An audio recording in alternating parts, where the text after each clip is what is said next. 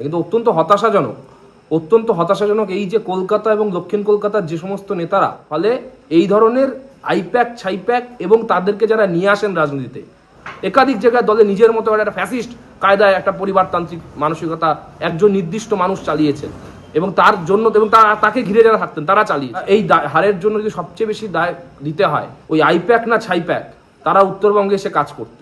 তারা কেউ লুধিয়ানার ছেলে, কেউ কেরলের, কেউ রাজস্থানের ছেলে, কেউ চেন্নাইয়ের।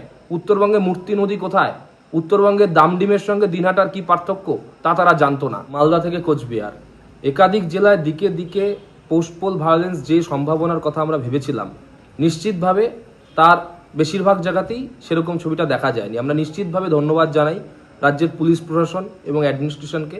তার সঙ্গে সঙ্গে শাসক দলের সভাপতি হিসাবে মাননীয় শ্রমিক ভট্টাচার্য যে বার্তা দিয়েছে, নিশ্চিতভাবে সেখানেও অনেক জয়ী বিধায়করা সেটা রাস্তায় নেমে তা কার্যকর করার দিকে চেষ্টা করেছেন। তাদেরকেও বিরোধী দলের একজন হিসেবেও বা অন্য দলের একজন হিসেবেও আমরা নিশ্চিতভাবে ধন্যবাদ জানাই। কিন্তু অত্যন্ত হতাশাজনক এই যে কলকাতা এবং দক্ষিণ কলকাতার যে সমস্ত নেতারা আলোকবৃত্ত, ক্ষমতার বৃত্তের একেবারে মাঝখানে বসে বিভিন্ন সময়ে শুধুমাত্র ছড়ি ঘোরানোটাই নেতৃত্ব বলে মনে করতেন।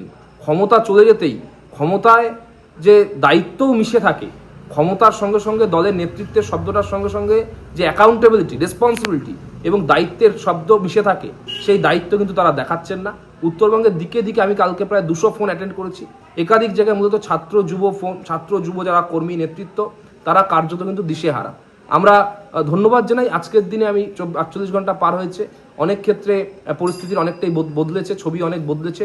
নতুন করে হিংসা বা নতুন করে হিংসার খবর আসেনি, কিন্তু নিশ্চিতভাবে এই ধরনের একটা ক্রাইসিসের সময়, এই ধরনের একটা দুর্বিষহ সময় যে নেতৃত্বের ভূমিকা, যে নেতৃত্বের কার্যকারিতা আমরা দক্ষিণ কলকাতার সেই অলিগার্কির পক্ষ থেকে আশা করেছিলাম, সেই অলিগার্কি বা সেই হাতে গোনা কোটারি নেতৃত্ব কিন্তু সেটা একেবারে নিরাশ করেছে সবসময়ের মতো। আর এই হারের জন্য যদি সবচেয়ে বেশি দায় দিতে হয়, নিশ্চিতভাবে আমি তো প্রথম দিন বেশি কথা বলছি না, তবে নিশ্চিতভাবে এটা বলবোই যে ওই আইপ্যাক না ছাইপ্যাক, তারা উত্তরবঙ্গে এসে কাজ করত। তারা কেউ লুধিয়ানার ছেলে, কেউ কেরলের, কেউ রাজস্থানের ছেলে, কেউ চেন্নাইয়ের। উত্তরবঙ্গে মূর্তি নদী কোথায়, উত্তরবঙ্গের দামডিমের সঙ্গে দিনহাটার কি পার্থক্য তা তারা জানতো না। ফলে এই ধরনের আইপ্যাক ছাইপ্যাক এবং তাদেরকে যারা নিয়ে আসেন রাজনীতিতে, যে কোনো ধরনের দলের জন্যই, ইভেন পরিবারতান্ত্রিক দলগুলোর জন্য আগামী দিনে তা অত্যন্ত ভয়ঙ্কর। ছাত্র রাজনীতির একজন বা রাজনীতির ছাত্র হিসেবে একজন হিসেবে আমি এটা বিশ্বাস করি, আগামী দিনে নিশ্চিতভাবে এই ভুলের রিপিট ভারতবর্ষের কোনো সংসদীয় রাজনৈতিক দল করবে না।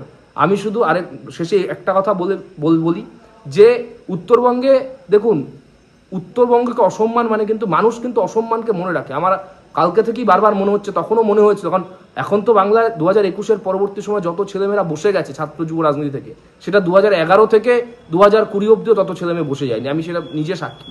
আমাদেরকে 2023-এর পর থেকে বিভিন্ন দায়িত্ব থেকে সরিয়ে দেওয়া হয়েছে, অবজারভার পদ তুলে দেওয়া হয়েছে। একাধিক জায়গায় দলে নিজের মতো একটা ফ্যাসিস্ট কায়দায় একটা পরিবারতান্ত্রিক মানসিকতা একজন নির্দিষ্ট মানুষ চালিয়েছেন এবং তার জন্য এবং তাকে ঘিরে যারা থাকতেন তারা চালিয়েছেন। তার জন্য খাটো হতে হয়েছে আজকে মমতা বন্দ্যোপাধ্যায়ের রাজনৈতিক উচ্চতাকে, খাটো হতে হয়েছে মমতা বন্দ্যোপাধ্যায়ের এতদিনের লড়াই সংগ্রামকে। ফলে আগামী দিনে আমি এই কথা বলতে চাই যে আগামী দিনে যারা এরকম বলবেন যে উত্তরবঙ্গ বলে আলাদা কোনো শব্দ নেই, 2022 সালের খুব সম্ভবত 22শে জুন ধূপগুড়ির মাটি থেকে অভিষেক বন্দ্যোপাধ্যায় বললেন যে উত্তরবঙ্গ বলে কোনো জায়গাকে বলা যাবে না। সেদিনও খারাপ লেগেছিল, কিন্তু রাজনৈতিক সেদিন পরিস্থিতি, সেদিনকার পুলিশ প্রশাসনের চাপ, পুলিশের ভয়, আমি সোশ্যাল মিডিয়াতে পোস্ট করেও ডিলিট করাতে আমাকে বাধ্য করা হয়েছিল। আজকে উত্তরবঙ্গের মানুষ কিন্তু রায় দিয়েছে। উত্তরবঙ্গের অভিধানে তৃণমূল কংগ্রেস শব্দটা আজকে আর নির্বাচনী রাজনীতির ইস্তাহারে নেই, নির্বাচনী রাজনীতির ট্র্যাক রেকর্ডে নেই।